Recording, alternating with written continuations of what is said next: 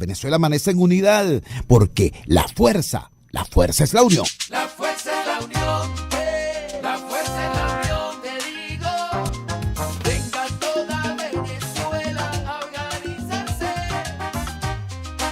La fuerza es la unión, la fuerza es la unión. Y a poner tu granito de arena, dale por Venezuela. Actívate, en la unión está la fuerza.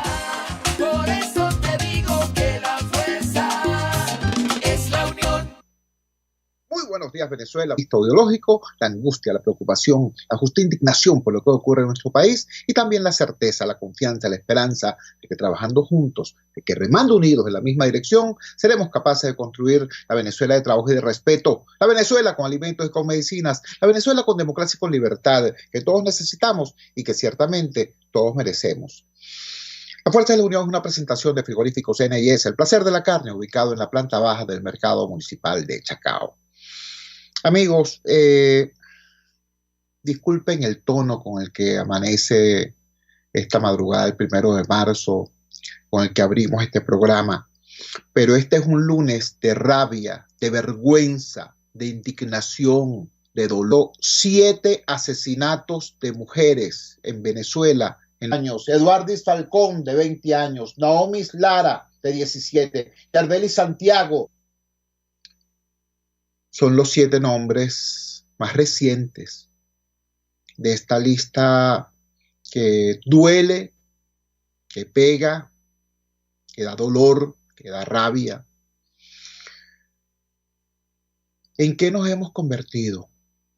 Como sociedad, digo, como pueblo, como nación, como país. El viernes pasado yo comentaba con ustedes a propósito de los 2 femicidios en Turén, en Portuguesa. La historia trágica, dolorosa, fue precisamente el Estado venezolano que, cerrando el siglo XX, se destacaba porque la gente no migraba del interior del Estado hacia la capital del Estado, ni de la capital del Estado hacia Caracas. La gente de Portuguesa se quedaba en Portuguesa. Bueno, porque allí tenían trabajo, porque había una agricultura moderna, porque había alimento, porque había un paisaje espectacular. Otra característica de Portuguesa era el papel la agricultura que se hizo en Portuguesa no era ni la agricultura de subsistencia de conuco, ni la agricultura extensiva de latifundio, no, era una agricultura moderna. Eran empresas agrícolas que usaban tecnología, donde lo importante no era el músculo, sino el cerebro. Y allí la mujer tiene, pero muchísimo con qué destacar. Bueno, en ese estado en el que se cuidaba y se protegía tanto y se promovía tanto a la mujer, ese día tuvimos que referir que se habían producido 2 asesinatos de 2 niñas prácticamente en apenas 48 horas. Durante el fin de semana se conoció que el sujeto, el perpetrador, el violador, había sido capturado, denunciado por su propia familia. Sin embargo, eso, por supuesto, no le quita un ápice a la tragedia. Cuando vemos el contexto, nos encontramos que ayer en Caracas, en la madrugada del domingo, una niñita de 23 años es asesinada a puñaladas por su noviecito de 22 en pleno corazón urbano del este caraqueño, en la California.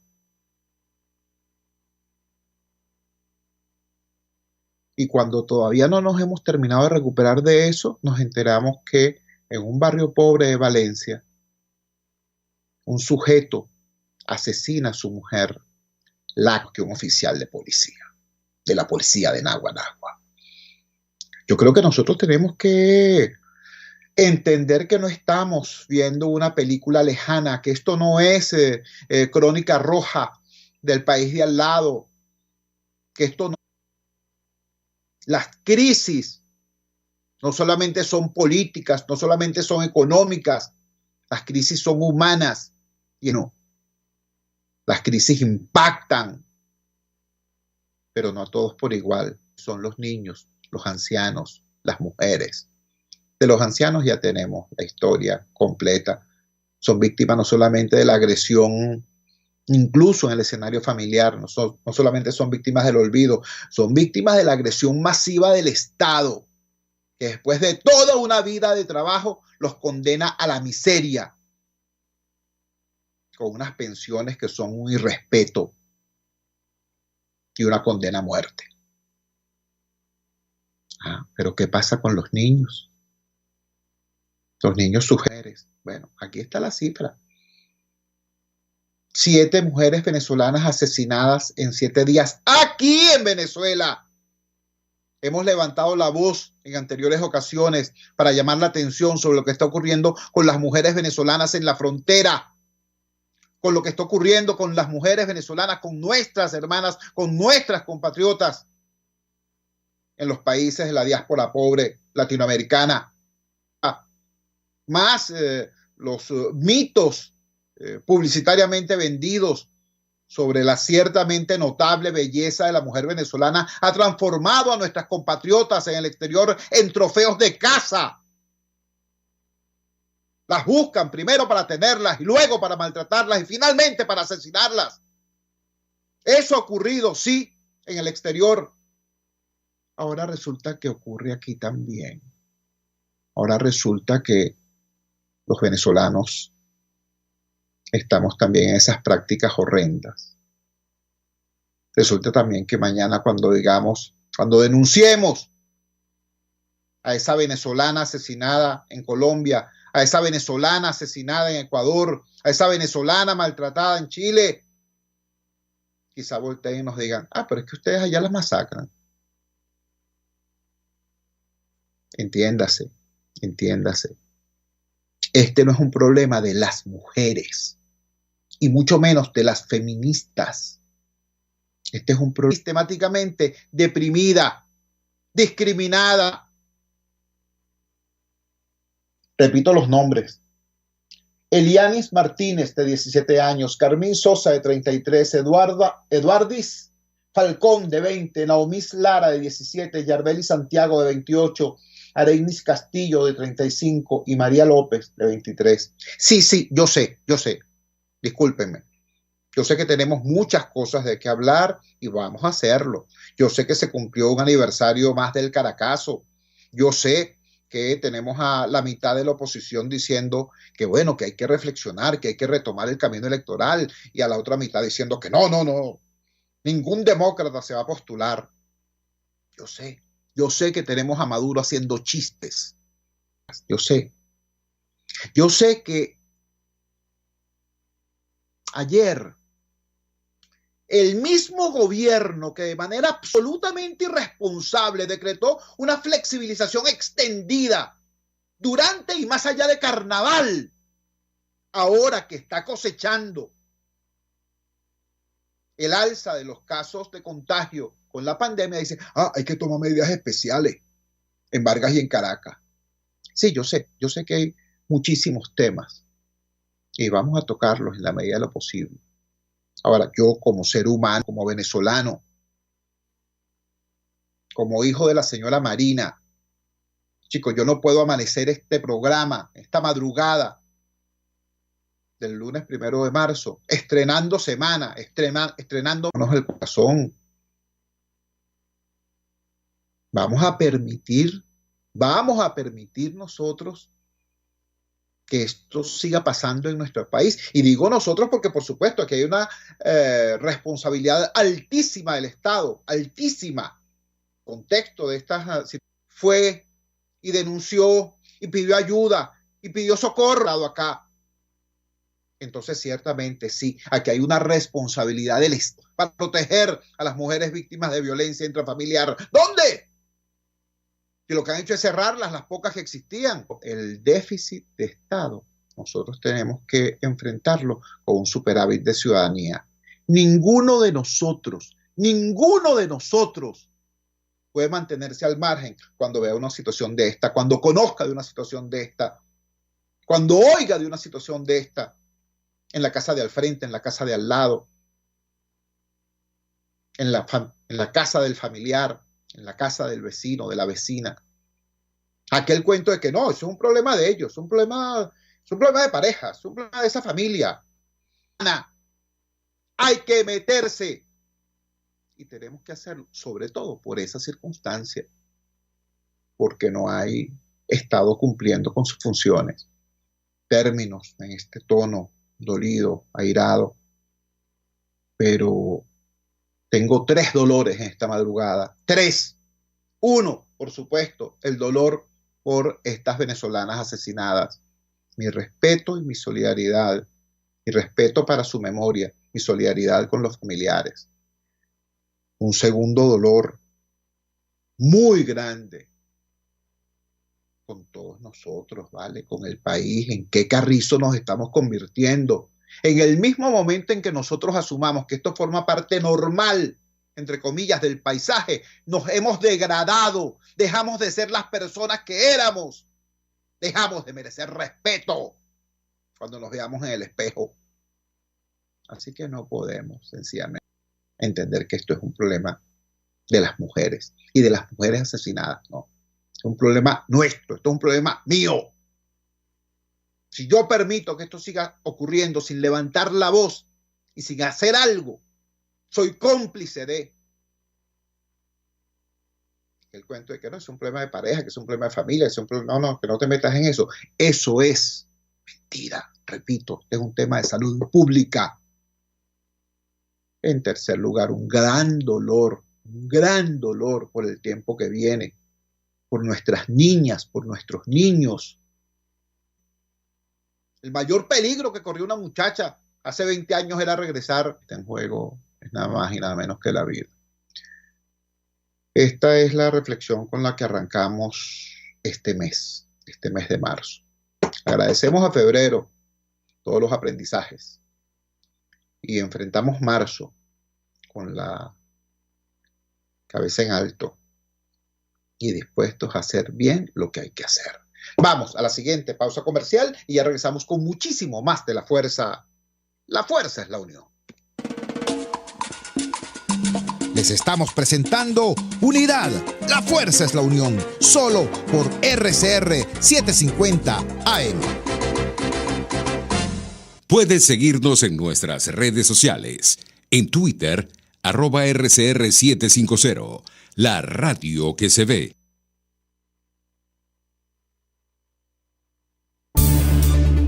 Voz de América. Información precisa, completa, veraz, objetiva e independiente. Directo a tu pantalla. De lunes a viernes a las 2 de la tarde por RCR 750. Antes de empezar el día, entérese de lo que acontece en el país junto a Pedro García Otero en Titulares de la Mañana. De lunes a viernes a las 6:30 de la mañana. Acompáñelo y empiece su día bien informado. Titulares de la Mañana con Pedro García Otero. Solo por RCR 750 AM. Porque lo bueno une. Es una interpretación de tendencias para tu signo zodiacal. Un espacio guiado por los movimientos planetarios y sus consecuencias. Guía astrológica. Todos los sábados, a partir de las 3 de la tarde, por RCR 750 AM. RCR 750 AM. Porque lo bueno une.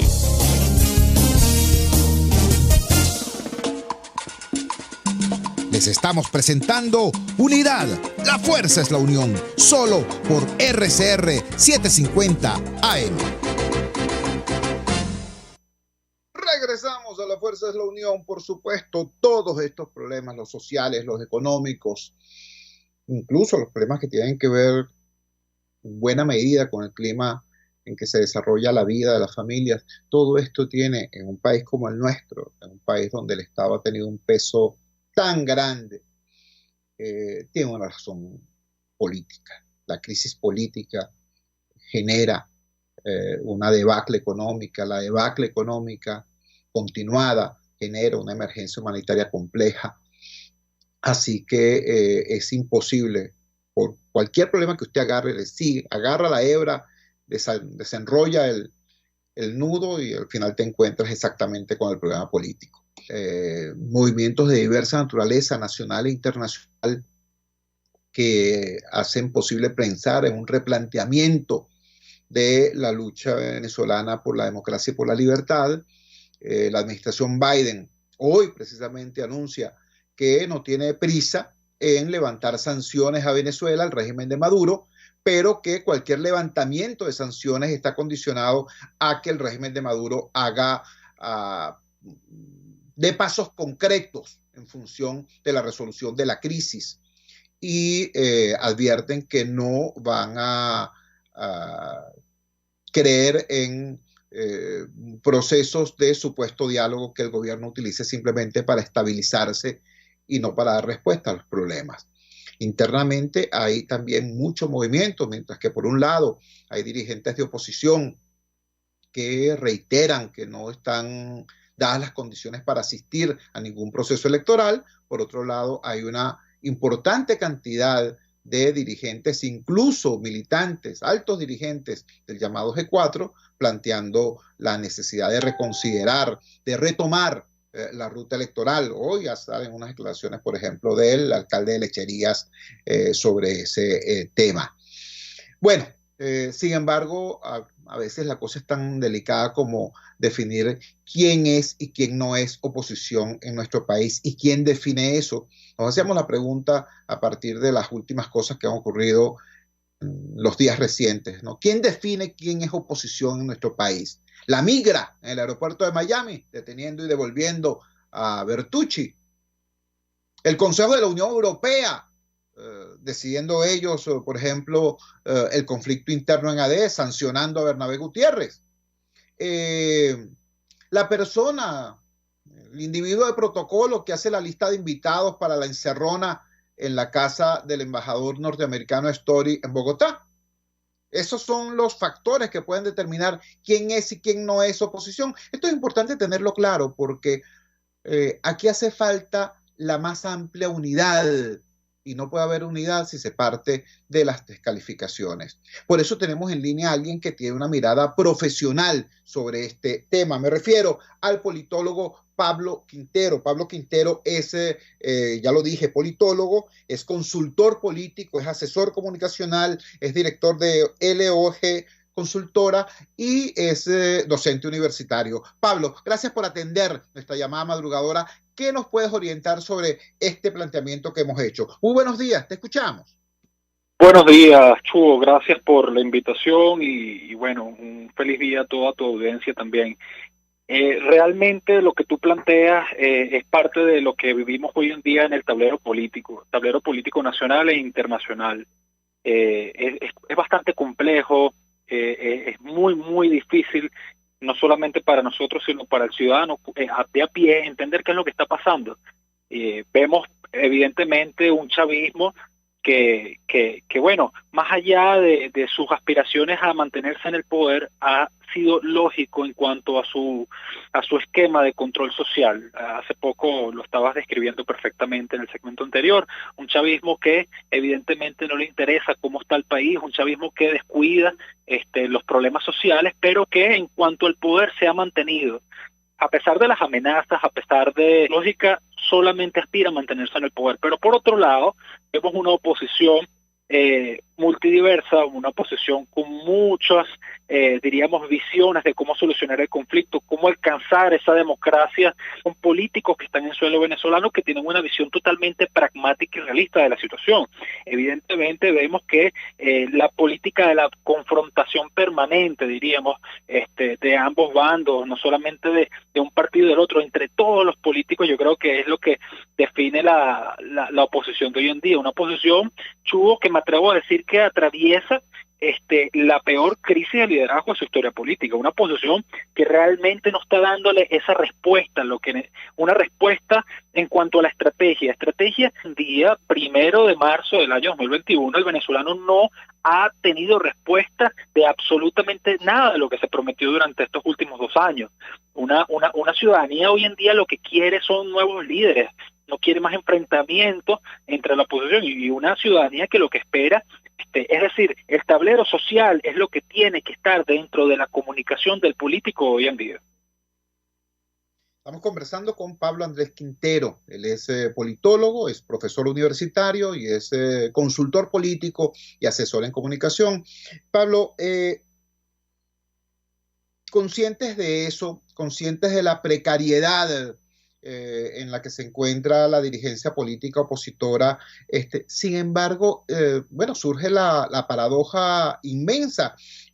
Mientras hay esa precariedad política, 8 de cada 10 venezolanos está en una postura abiertamente crítica frente al gobierno, abiertamente de rechazo frente al liderazgo oficial y frente a las políticas gubernamentales, si es que se le puede llamar así. ¿Cómo se explica eso? ¿Cómo hay una mayoría social tan amplia de políticos que han dado muestras en diversos momentos y de diversas maneras de su coraje, de su entrega? Muchos han pagado con cárcel y con tortura el tener una posición crítica. Entonces, te pregunto, ¿qué explicación darle a ese fenómeno, un manantial de descontento social y una oposición política, bueno, sencillamente en esa situación de precariedad que tú describes? ¿Cómo se explica eso y cómo se podría resolver?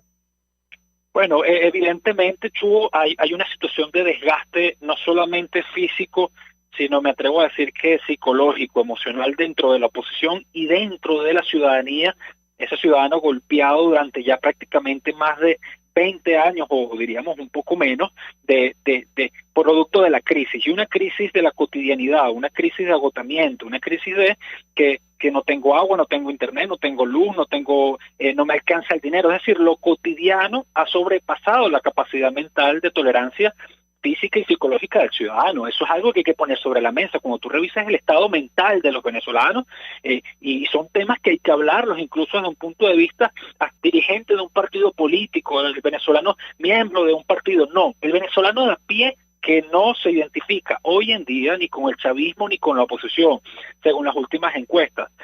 Hay un estado mental de agotamiento también, producto de la decepción, producto de la desesperanza aprendida, de varios fracasos continuados por parte de una dirigencia que se contradice todo atrás, algunas opciones que de alguna forma ilustraban lo que llamamos una intervención militar por parte de actores internacionales. Es decir, la gran cantidad de contradicciones y la oferta que se pone, pero no se cumple, no se le da traducción tangible a los ciudadanos, eso genera un desgaste. Pero también vemos, evidentemente, Chugo, una gran cantidad de mensajes contradictorios por parte de la dirigencia, una dirigencia muy, muy radical que de alguna manera quiere ofrecer salidas rápidas, pero que no lo ha logrado, entendiendo el poder real, nos guste o no, en Venezuela. El punto es que en la realidad quien controla el ejército, quien controla el monopolio legítimo de la fuerza, los recursos en Venezuela, la economía, es el gobierno. Ante esa realidad hay que actuar y hay que solucionar, hay que empezar a discutir realmente de forma propositiva cuál va a ser el ciudadano, como te dije en un principio, Chugo, lo que quiere son respuestas. Lo que quiere es una oposición que comunique, que converse, entienda en su crisis del metro cuadrado, la crisis del hogar, la crisis de la casa. Una crisis que puede tener por parte de la crisis política y económica, pero también hay una crisis del coronavirus que hay que atender. Es decir, el político tiene que reconquistar las emociones del venezolano antes de plantearse otra estrategia, ya sea volver a la ruta electoral o de alguna manera ofrecer algún tipo de propuesta que contemple el uso de la fuerza, cosa que yo lo veo muy lejos. Conversamos con Pablo Andrés Quintero. Pablo Andrés Quintero es politólogo, es consultor político, es asesor comunicacional y es director de su propia firma de consultoría. En apoyo a lo que estabas diciendo, Pablo, cito un cuadro de la más reciente encuesta Omnibus de Data Analysis. Hacen la siguiente pregunta: elecciones presidenciales post negociaciones. Si se llegase a convocar elecciones presidenciales, es Maduro el 12%, el 30.8%. Es decir, el 75% de la muestra consultada no votaría por los emblemas actuales de la confrontación. ¿Qué comentario te merece esto, Pablo? Fíjate, estos números, Chugo, evidencian una crisis dentro del tablero político, un rechazo al liderazgo actual. Y esto evidentemente nos da la pauta para llegar a una conclusión, y es que el chavismo se ha mantenido por la fuerza, estamos todos de acuerdo, pero utiliza todas las debilidades de la oposición también a su favor. Y nos hemos dado cuenta también, venezolanos, que todavía, pues te das cuenta que el 30% de los venezolanos todavía se identifica con el expresidente Chávez. Entonces, ¿vamos a ignorar esa realidad? No, lo que tenemos es que entender que lamentablemente la oposición ha estado perdida en cuanto a su estrategia de comunicarle una salida a la población. Ha estado la conexión, la sintonía con ese ciudadano de a pie, ese ciudadano que ahorita seguramente nos está escuchando, que lo que espera no es que le prometan salidas rápidas. Lo que espera ese ciudadano es una oposición completamente lógica, que de sumar, de multiplicar, una política unitaria. Yo creo que en estos momentos, como se plantea la Venezuela del 2021, no es posible cambio político o de un liderazgo político, es momento de una unidad, pero sensato, un discurso actualizado a las demandas sociales que hoy tiene la población en el año 2021, una población que no tiene la misma crisis del año 2020, ni la del 2019, una población que tú le sumas todas las crisis, en la crisis de la alimentación, la crisis social, la crisis política, la crisis de la pandemia, la crisis de la salud también. Entonces, yo creo que hay una gran cantidad de demandas que nos están atendiendo, evidentemente, y si se plantea una ruta sin entender el estado mental, en primer lugar, del venezolano, lamentablemente no se va a poder reconectar con esa población que de alguna manera lo que espera es una respuesta. Una población que incluso pudiera en un escenario de reconquista volver a confiar. Si tú revisas ahorita los números, están muy por debajo del 20% en los niveles de confianza. Los actores sociales en los que más confía la población venezolana es la iglesia y es el empresariado. Los sectores políticos están completamente golpeados. ¿Y por qué? Bueno, evidentemente ya, como te dije anterior, una crisis de desconfianza, se prometió mucho y no se cumplió, y en política tú tienes que hablar con resultados. Pablo, te agradecemos inmensamente que nos hayas regalado estos minutos. Me queda pendiente muchísimo la atención como ciertamente hay un sector de la población que está en una crisis muy profunda, pero también hay un país que está emergiendo a pulmón, que le está echando pierna, que se está reinventando, y a ese país emprendedor nadie le está hablando desde el ámbito político. El gobierno se solaza en mantener pobres a los pobres para poder manejarnos, bien sea la precarizada como elemento propagandístico, pero a ese país que le está echando pierna, porque aquí no todo el mundo que abre un bodegón, no todo el mundo, el país de la esperanza, ese país que no vive los circuitos de sobrevivencia económica, empezáramos en fecha próxima. Muchísimas gracias, Pablo. Gracias a ti, Chugo, feliz. Comunicacional y, por cierto, como habrán escuchado o habrán deducido por su voz, un joven venezolano que decidió quedarse acá, entender este país y trabajar por su mejoría. Vamos a la siguiente pausa comercial y ya regresamos con muchísimo más de La Fuerza. La fuerza es la unión. Opinión, ideas en debate. Usted escucha a Chuo Torrealba en Unidad. La fuerza es la unión por RCR. Puedes seguirnos en nuestras redes sociales. En Twitter, @RCR750. La radio que se ve. En la crisis se encuentran las oportunidades. Aquí en Sin Estrés se las mostramos con invitados especiales que nos regalan sus experiencias por una Venezuela mejor. Cada tarde, de lunes a viernes a las 3, desde el emprendimiento, la educación, la salud y el entretenimiento. Por nuestra calidad de vida se nos hace necesario tomar un respiro del agobio diario, dedicar unos minutos a la salud mental y emocional para vivir sin estrés. Sin Estrés, de lunes a viernes a las 3 de la tarde, por RCR 750, la radio que se ve. Les habla Claudia Macero y los espero todos los jueves a la 1 de la tarde en Contigo Liberalmente, un espacio cultural, dinámico e irreverente para escucharnos y debatir ideas junto a jóvenes que creen y defienden la libertad. Contigo Liberalmente, todos los jueves a la 1 de la tarde por RCR, la radio que se ve. Antes de empezar el día, entérese de lo que acontece en el país junto a Pedro García Otero en Titulares de la Mañana. De lunes a viernes a las 6:30 de la mañana. Solo por RCR 750 AM. Porque lo bueno une. RCR 750 AM. Porque lo bueno une.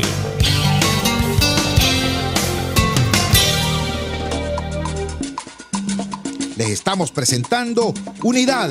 La fuerza es la unión. Solo por RCR 750 AM. La fuerza es la unión. Quiero compartir con ustedes de inmediato un titular del diario El Carabobeño en su versión digital, por supuesto. Dice así: Maduro rectifica, : las clases presenciales iniciarán en abril. El texto dice lo siguiente en su encabezado: en el mes de abril serán vacunados los maestros para que ese mismo mes inicien las clases de la modalidad presencial, alternando una semana en el aula y la radical se mantendrá vía digital. El anuncio de Nicolás Maduro representa una rectificación en cuanto al inicio de clases, pues anteriormente había anunciado que sería en el mes de marzo.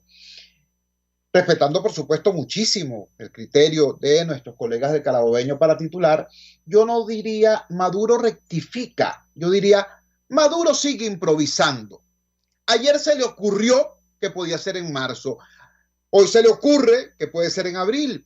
En todo caso, no hay un proceso con la educación privada, es decir, con los actores fundamentales que puedan decir, en efecto, sí, esto arranca en marzo, en abril, en mayo, X, cuando sea, pero que tú sepas que eso tiene densidad y seriedad. No se me ocurrió tal cosa.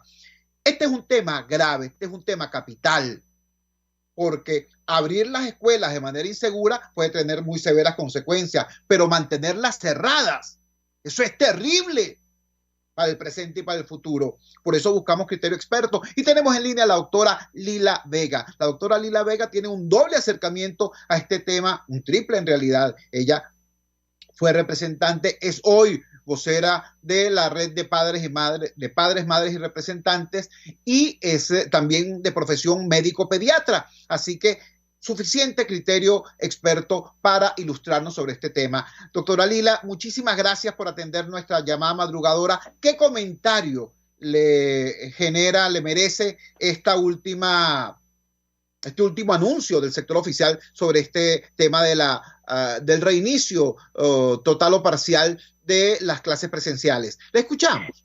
Hola, muchísimo gusto estar con ustedes. Esta mañana revisaba qué países en el mundo tienen sus escuelas abiertas y cuáles las tienen cerradas, cuáles las tienen parcialmente abiertas. En el continente americano solo nos acompaña Bolivia con las escuelas completamente cerradas. No hay países que estén efectivamente con sus escuelas funcionando como normalmente lo harían. En África hay mucha apertura, pero en el continente americano no. Pero solo 2 países tienen sus escuelas completamente cerradas.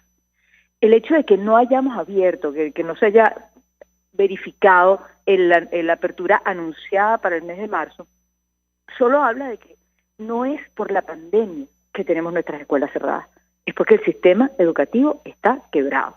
Otros países han logrado tener aperturas parciales, algunas aperturas completas, porque desde el punto de vista del manejo de la pandemia, eso se puede hacer. Está más que demostrado que los niños no son los motores de la transmisión. El sitio más seguro donde un maestro puede estar es en el aula, porque ese es un espacio controlado, en donde tú puedes decir, se mantenga este espacio, salen ahora, se lavan las manos, no compartan utensilios y mantengamos la distancia, todo el mundo con tapabocas. Entonces el hecho de que no haya comenzado es evidencia de que lo que está quebrado es el sistema educativo. Esto no es una emergencia de salud, esta es una emergencia humanitaria compleja que destruyó nuestras escuelas. Y por eso es que se anuncia para abril y se anunciará para mayo, dolorosamente. Nosotros esperamos que las autoridades del ministerio autoricen la apertura de las escuelas y hagan el acompañamiento que puedan hacer para que aula que tenga un maestro pueda recibir a sus estudiantes. No es la pandemia la que está causando esto. Me preocupa enormemente y la manera de desviar la atención es decir que vamos a vacunar a los maestros para que puedan ir al aula. son 1,5 millones de empleados de la salud que están esperando todavía por ser vacunados. Y en ese sentido no es necesariamente una crítica, es decir, la vacunación es compleja, es un recurso muy escaso, pero no ofrezcas que vas a vacunar para que las aulas abran. Eso es tratar de vincular el cierre de las escuelas a la pandemia, y las escuelas no están cerradas por la pandemia. Es así. Estamos conversando con la doctora Lila Vega, repito, vocera de la Red de Madres, Padres y Representantes y médico pediatra. Doctora Lila, me preocupa mucho, debo confesarle, me preocupa mucho el modus operandi convencional del gobierno, que incluso cuando hace cosas de alguna forma lógicas, las hace mal. Le pongo 2 ejemplos. Cuando el gobierno permite la dolarización, es sin embargo una dolarización de facto, entonces una dolarización mal hecha. Entonces la gente no tiene ni bolívares para trabajar, ni vuelto en dólares para poder manejar las transacciones.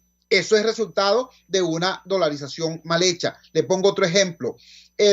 Hoy no hay problema de abastecimiento, no hay mayor problema de abastecimiento porque el gobierno dejó de perseguir los precios, dejó de aplicar el fallido control de precios, pero esa es una liberación de precios también de facto. No existe ninguna gaceta oficial que le dé seguridad jurídica a esa dinámica.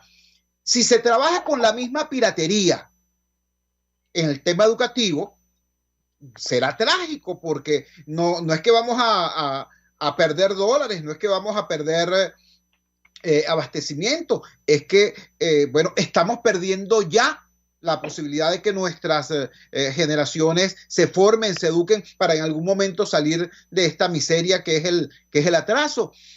¿Qué planteamiento le haría usted desde el ámbito de la red de madres, padres y representantes al gobierno en cuanto a la manera de hacer las cosas?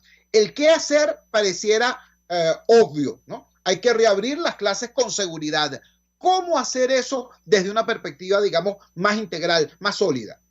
Sí, antes de decirte eso, quería hacer un comentario que me dolió muchísimo cuando comenzaste el programa. Hablaste de los feminicidios que estamos teniendo.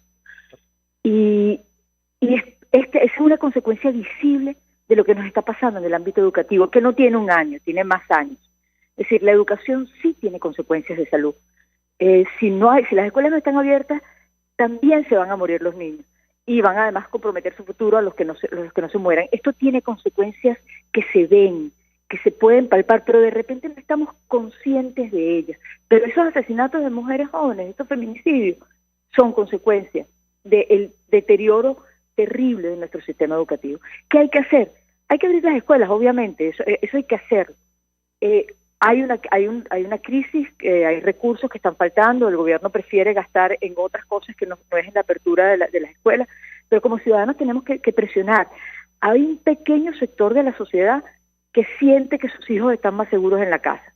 Bien por ellos. Tendrán internet, tendrán una escuela que les puede mandar educación a distancia, no tendrán hijos con alguna dificultad de aprendizaje, y bueno, pero los demás, el resto de la sociedad tiene que presionar para que las escuelas abran. Tenemos que acompañar, y le estoy pidiendo a nuestros colegas en la Sociedad Venezolana de Pediatría, que nos acompañen a acompañar escuelas en la apertura en lo que tiene que ver con la pandemia. No, las comunidades educativas no pueden resolver la crisis humanitaria compleja, pero bien que sí pueden solidarizarse con sus maestros y hacerles el trabajo más fácil, acompañarlos. Una de las cosas que invita a nuestros maestros a ir al aula es saber que la comunidad de la escuela se organizó para cuidarlos alrededor del COVID. Otros mecanismos de solidaridad con el maestro, ayudarlos con el transporte, hacer alianzas locales para que algún transportista los traiga y los lleve, como un aporte al bienestar de su comunidad. Hay cosas que podemos hacer y necesitamos hacer. Lo que no podemos es tener la persecución del Ministerio de Educación si algún aula abre hasta que ellos nos digan que se pueden abrir. Hay que autorizar a que cada escuela tome su decisión. Y eso sí está relacionado con la pandemia. Es decir, tú no puedes decir, se abren una semana todos los días y se cierra una semana todos los días. Eso no tiene ninguna lógica epidemiológica. Es decir, eso no sirve para controlar la pandemia. Por el contrario, la podría empeorar. Entonces necesitamos que el ministerio le diga a cada escuela, tomen las mejores decisiones. En un mundo ideal, tomen las mejores decisiones, aquí están aquí está el equipamiento, aquí están todos los materiales que ustedes necesitan, aquí están los maestros, a quienes les estamos pagando de una manera, pero sí hay que presionar al gobierno para que haya la manera correcta de abrirlo. Es decir, el autoritarismo aquí no sirve para nada, no sirve en ninguna parte, pero en este caso en particular, tú necesitas que cada escuela decida, que cada escuela diga, voy a abrir tal día, voy a recibir a la mitad de los estudiantes porque no tengo espacio físico. Hice arreglos para tener agua, pero no me alcanza para todos los niñitos. La mitad de los niños vienen un día, la mitad de los niños vienen el otro día. Hay mucho que podemos hacer y las comunidades necesitamos presionar de que esto es importante. Cuando alguien les diga, no, es que este ha sido un problema difícil para todo el mundo, claro que ha sido un problema difícil para todo el mundo abrir las escuelas. Y sin embargo están abiertas. Y sin embargo están abiertas en casi todos los países. En América solamente están completamente cerradas, en Bolivia y en Venezuela. Lila, yo te agradezco inmensamente, en primer lugar, que nos hayas ubicado en el contexto. Solo Bolivia y Venezuela tienen las escuelas completamente cerradas. En todo el resto del continente, en todo el resto del mundo, en continentes tan comprometidos como África, las escuelas están abiertas total o parcialmente. En segundo lugar, bueno, la necesidad de que este sea un proceso resultado de la presión ciudadana. Vamos a tener que seguir conversando sobre esto porque yo me temo que en abril estaremos inventariando o una nueva posposición o un conjunto de medidas improvisadas y riesgosas. Y es necesario el ojo vigilante y la palabra de alerta del ciudadano organizado. Muchísimas gracias, Lila. Muy buenos días. Déjame hacerte una información para las personas que estén interesadas en ayudar a su comunidad educativa a abrir. En @la red de padres está el enlace para los protocolos de bioseguridad, para material de información que los pueden ayudar a entender mejor cómo es que se abre y bueno, proceder. Interesante, ¿nos puedes referir el enlace, el link? @la red de padres en Twitter y de ahí se manda a un canal de Telegram en donde están todos los documentos que ustedes podrían necesitar para abrir sus escuelas. Ahí además estamos por montar un material de formación para que la gente de la escuela sepa qué es un periodo de incubación, qué significa, por qué lo tengo que mandar para la casa o no lo tengo que mandar para la casa. Claro. Bueno, estamos en contacto, Lila. Les estamos presentando Unidad. La fuerza es la unión. Conversando con la doctora Lila Vega, representante de la red de padres, madres y representantes. Acaban de presentar una asidua, una cercana amiga del programa, seguidora del programa, dice, y con razón, ¿cómo van a abrir las escuelas si la estructura de las escuelas está quebrada, está caótica y los maestros no tienen ni siquiera cómo ir a dar clase? Yo estoy de acuerdo con eso. Por eso es que hago énfasis en el tipo de decisión, en la fortaleza de la decisión que hay que tomar, en la estructura de ese proceso de toma de decisiones. Vamos a estar claros en algo. A mí me aterra, y lo acabo de decir, que sobre el tema de las escuelas se tome una decisión tan pirata como sobre el tema de la dolarización o sobre el tema de los precios. O ustedes recuerdan lo que pasó con el billete de 100. ¿Ustedes recuerdan eso? Aquel desastre. A mí me aterra que pase algo similar con el tema de las escuelas. Por eso yo más bien convocaría a que como sociedad entendamos que el retorno a clases presenciales, el retorno a las aulas, puede ser una inmensa oportunidad de hacer las cosas bien, no solamente en el tema educativo, sino además con un impacto importante sobre los otros temas. Mira, para que aquí haya regreso seguro a las aulas, tú tienes que optimizar la estructura, la infraestructura, por lo menos el acceso a aguas blancas, a agua corriente, y el acceso a jabón a las escuelas. En segundo lugar, tú tienes que resolver o por lo menos incidir en el tema sanitario, el tema cierto de la vacunación de los maestros.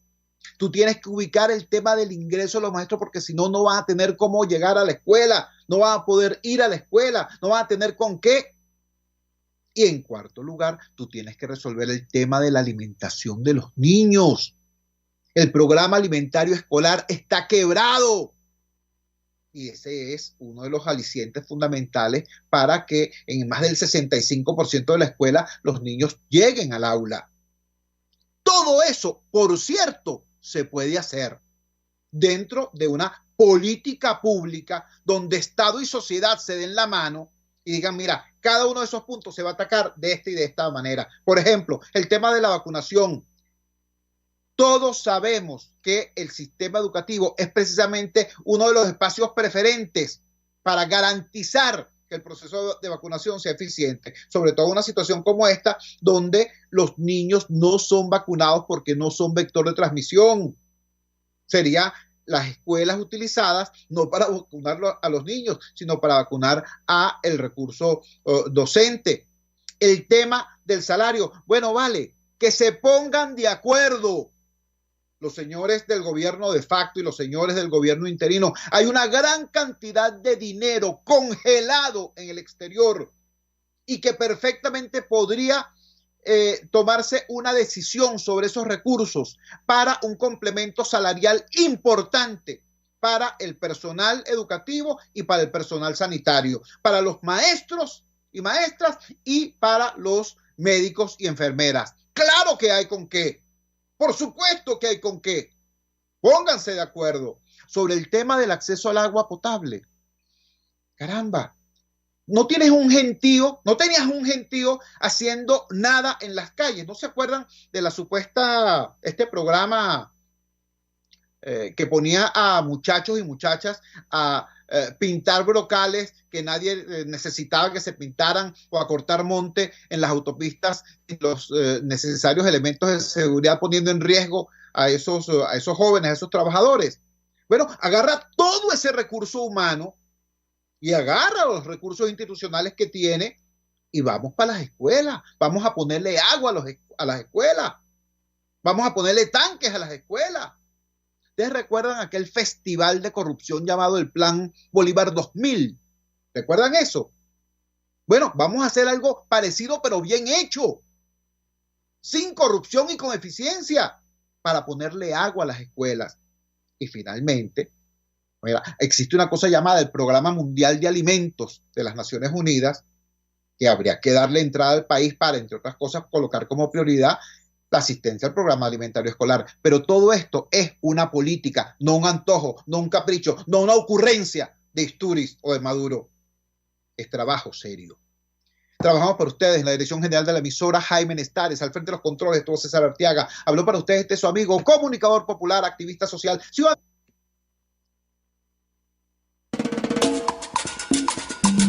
RCR presentó Unidad. La fuerza es la unión. Con Chuo Torrealba. Solo por RCR 750 AM. Tarot, ciencias ocultas.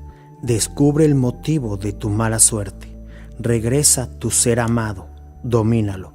Aleja enemigos. Mejora tu suerte. Empleo. Salud.